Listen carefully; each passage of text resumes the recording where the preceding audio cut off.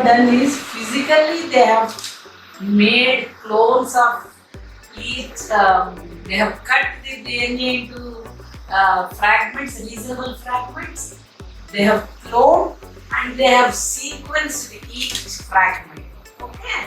So whatever genome sequencing is available for rice, that is called gold standard sequence. I think Dr. Chakravarti would appreciate, and not like the quick shotgun sequencing or anything. In rice, complete standard sequencing, complete standard sequencing.